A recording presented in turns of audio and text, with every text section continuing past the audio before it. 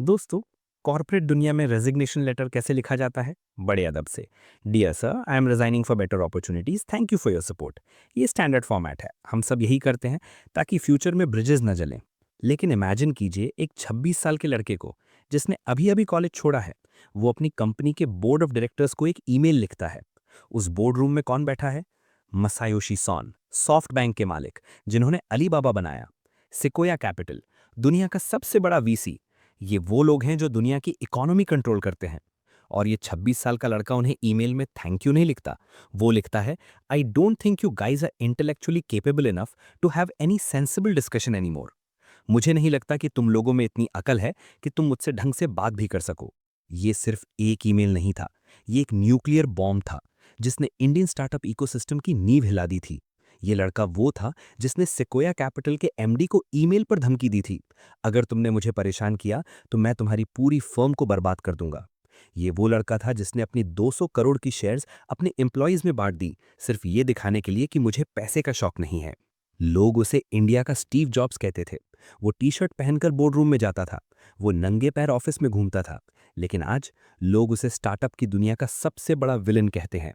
ये कहानी राहुल यादव की है, हाउसिंग.com के फाउंडर। लेकिन ये कहानी सिर्फ एक स्टार्टअप के फेल होने की नहीं है। ये कहानी है इक्रिस कॉम्प्लेक्स की। ये कहानी है उस लक्ष्मण रेखा की जो एक जीनियस और एक मैडमैन यानी पागल के बीच होती है। क्या राहुल यादव सच में एक विजनरी थे जो सिस्टम से हार गए, या वो एक कॉन आर्टिस्ट थे जिन्होंने सिस्टम को लूटा? आइए ऑपरेशन करते हैं उस दिमाग का जिसने बनाया, बिगाड़ा और फिर सब कुछ जला दिया। ये है उनका मैप, प्लान और route. Chapter 1, the data science lab, the rise of a prodigy.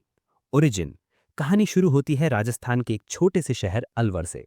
Rahul Yadav, एक मिडिल क्लास लड़का, दिमाग इतना तेज कि आईआईटी जेई क्लियर करके आईआईटी बॉम्बे पहुंच गया। Branch metallurgy. लेकिन आईआईटी बॉम्बे में राहुल क्लास में कम और कंप्यूटर लैब में ज्यादा दिखते थे। वो क्लास रिप्रेजेंटेटिव थे। उनका पहला कांड यानी इंसिडेंट वहीं हुआ। आईआईटी के स्टूडेंट्स एग्जाम से परेशान थे। राहुल ने सोचा, क्यों ना मैं पुराने पेपर्स का एक बैंक बना दूं। उन्होंने एग्जाम बाजार नाम का एक पोर्टल बनाया। आईआईटी के पुराने क्वेश्चन पेपर्स वहां डाल दिए। ट्रैफिक इतना आया कि आईआईटी बॉम्बे का सर्वर क्रैश हो गया। प्रोफेसर्स गुस्से में आ गए। उन्होंने कहा, बंद करो इसे, ये इल्लीगल है। राहुल ने कहा, मैं नहीं करूंगा, ये स्टूडेंट्स की मदद कर रहा है। ईगो क्लैश हुआ और राहुल ने फाइनल ईयर में डिग्री लेने से ठीक पहले आईआईटी छोड़ दिया। Drop out. The spark, 2012। 2012 में राहुल घर ढूंढ रहे थे। और दोस्तों, अगर आपने मुंबई में कभी घर ढूंढा है तो आपको पता है कि वो नरक से कम नहीं है। ब्रोकर्स झूठ बोलते थे, सर सी फेसिंग है, जबकि खिड़की से नाला दिखता था। सर फुल्ली फर्निश्ड है, जबकि अंदर पंखा भी नहीं होता था। राहुल ने 10-15 घर देखे और फ्रस्ट्रेटेड हो गए। उन्होंने सोचा, हम 21st सेंचुरी में हैं, हम मंगल ग्रह पर जा रहे हैं, लेकिन घर ढूंढने के लिए मैं धूप में धक्के खा रहा हूं। The genius solution. राहुल ने अपने 11 दोस्तों के साथ मिलकर हाउसिंग.com शुरू किया। लेकिन ये कोई ऑर्डिनरी वेबसाइट नहीं थी। उस वक्त मार्केट में मैजिक ब्रिक्स और 99 एकर्स थे। वो बोरिंग थे, उन पर टेक्स्ट लिखा होता था। राहुल ने कहा, मैप बेस्ड इंटरफेस। उन्होंने बनाया डेटा साइंस लैब। राहुल का विजन क्लियर था, नो फेक लिस्टिंग्स। उन्होंने फोटोग्राफर्स हायर किए, हर घर की असली फोटो खींची। उन्होंने ड्रोन्स उड़ाए, उस वक्त ड्रोन्स नए थे। उन्होंने गूगल मैप्स के ऊपर लेयर्स बनाई। आप मैप पर देख सकते थे कि घर कहाँ है, स्कूल कितनी दूर है, पोल्यूशन लेवल क्या है, ट्रैफिक कैसा है। ऐसा प्रोडक्ट इंडिया ने पहले कभी नहीं देखा था। ये वेबसाइट किसी साईफाई मूवी जैसी लगती थी। इन्वेस्टर्स पागल हो गए।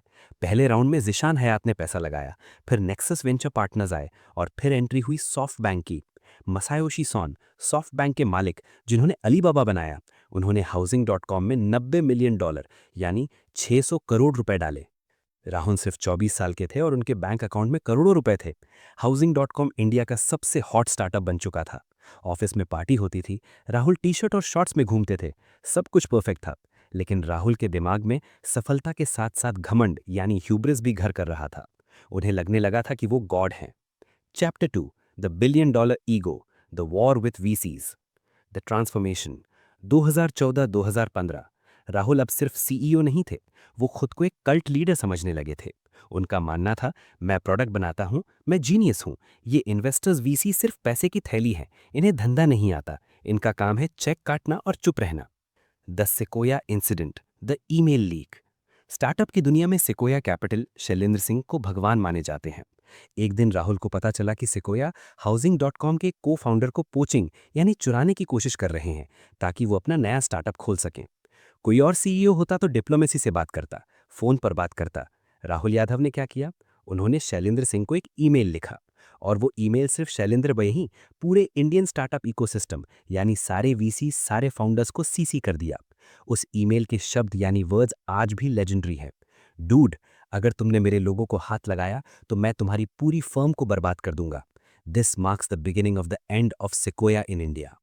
ये ईमेल लीक हो गया, कोरा और ट्विटर पर आग लग गई। पूरी दुनिया हैरान थी। एक 25 साल का लड़का सिकोया जैसे जायंट को धमकी दे रहा है। कुछ लोगों ने कहा वाह शेर है, लेकिन सीरियस इन्वेस्टर्स डर गए। उन्हें लगा ये लड़का अनस्टेबल है, ये कभी भी कुछ भी कर सकता है। The lookup campaign, burning money. Rahul को लगता था कि हाउसिंग.com को दुनिया का सबसे बड़ा ब्रांड बनना चाहिए। कंपनी अभी प्रॉफिट तो छोड़िए, रेवेन्यू भी ढंग से नहीं कर रही थी। लेकिन राहुल ने एक रात में फैसला किया, रीब्रांडिंग। लोगो चेंज किया, टैगलाइन रखी लुकअप। और इस कैंपेन पर कितना खर्चा किया? 120 करोड़ रुपए, सिर्फ कुछ हफ्तों में। हवा में बड़े बड़े पिंक बलून्स उड़ाए गए, लंदन, न्यूयॉर्क के फ्रंट पेजेस पर पूरे पेज के एड्स दिए गए, हेलीकॉप्टर से बैनर लगाए गए, आईपीएल में एड्स चलाए गए।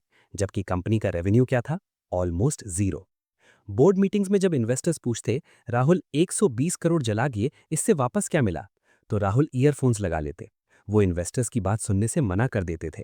सॉफ्ट बैंक का रिप्रेजेंटेटिव निकेश अरोरा उन्हें समझाने की कोशिश करते थे, लेकिन राहुल किसी की सुनने को तैयार नहीं थे।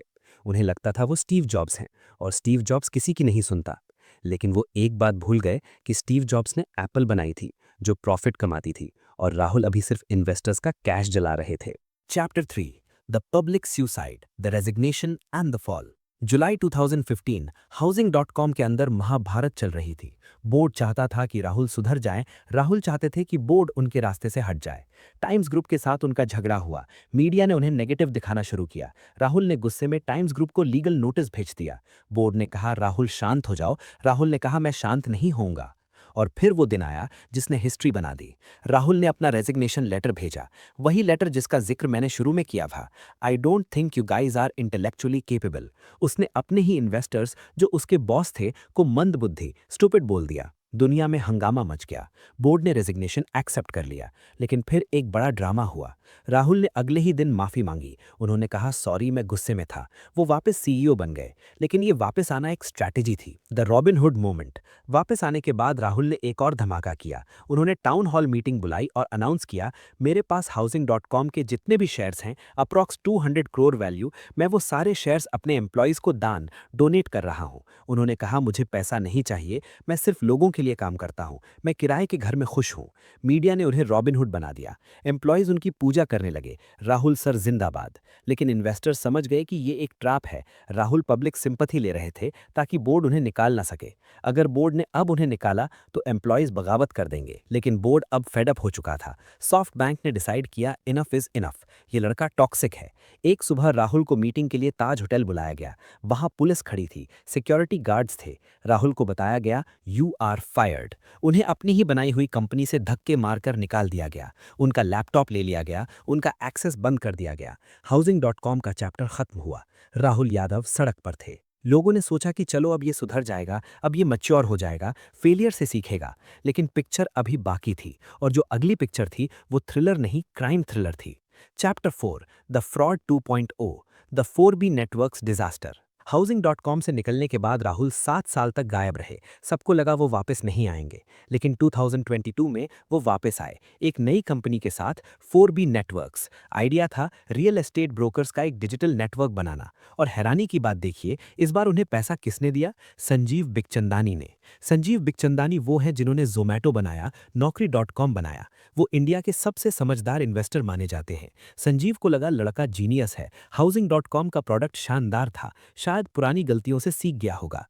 संजीव ने 280 करोड़ रुपीस इन्वेस्ट किए। राहुल यादव वापस सीईओ की कुर्सी पर थे, लेकिन इस बार कहानी में जीनियस नहीं, सिर्फ फ्रॉड था। इस बार राहुल ने प्रोडक्ट बनाने पर ध्यान नहीं दिया, इस बार उन्होंने ध्यान दिया लाइफस्टाइल पर। 2023 में खबरें आने लगी, 4B नेटवर्क्स ने अपने एम्प्लॉयज को सैलरी देना बंद कर दिया। वेंडर्स जिन्होंने ऑफिस बनाया, एसी लगाए, वो पैसे मांगने आए तो उन्हें धमकाया गया।